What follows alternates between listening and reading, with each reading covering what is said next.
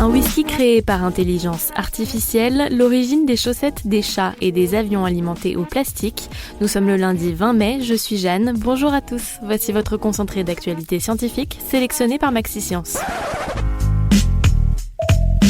La différence entre l'homme des cavernes et nous, c'est le résultat de la science. Et ce n'est pas une opinion, c'est de la science. Notre monde n'est pas si moche. Une intelligence artificielle a pour la première fois aidé à la conception du whisky. Cette idée un peu folle est née d'un partenariat entre l'entreprise finlandaise Fourkind, la distillerie suédoise Mackmyra Whisky et Microsoft. Pour créer ce whisky, la distillerie a fourni la recette de la création de ces whiskies, ses statistiques de vente et les préférences de ses clients à l'algorithme. Grâce à ces données, l'intelligence artificielle a pu créer de nouvelles recettes, à la vôtre.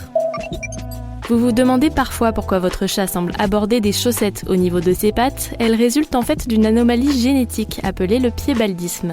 C'est une mutation du gène KIT qui perturbe la distribution des cellules qui colorent la fourrure, appelées les mélanocytes. Quand le fœtus se forme, les mélanocytes se déploient dans le corps de l'animal qui aura un pelage unicolore.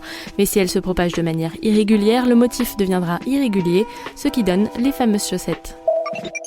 Surprise au cœur du sommet le plus haut d'Europe, des chercheurs ont découvert une pollution aux métaux dans le glacier du Mont Blanc. Après des analyses au carbone 14, ils ont identifié que cette pollution atmosphérique daterait de l'Antiquité romaine. Parmi ces métaux lourds, ils ont trouvé des concentrations élevées de plomb et d'antimoine. Selon les chercheurs, cette découverte confirme l'existence d'une activité minière chez les Romains qui s'en servaient pour produire leur monnaie. Voyagerons-nous bientôt à bord d'avions propulsés au plastique? C'est la solution ingénieuse proposée par 2 scientifiques chinois. Ils ont trouvé un moyen de transformer le plastique recyclé en biocarburant. Encore plus impressionnant, ce fuel d'un nouveau genre serait encore plus performant. Actuellement, 10 tonnes de plastique sont produites chaque seconde dans le monde et à peine 9% sont recyclés. Ce serait donc un bon moyen de reconditionner ces tonnes de plastique qui finissent trop souvent dans la nature.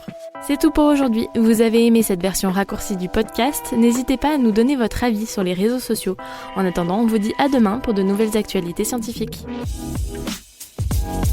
Voilà. Il ne reste plus qu'à vous remercier de votre attention. Au revoir.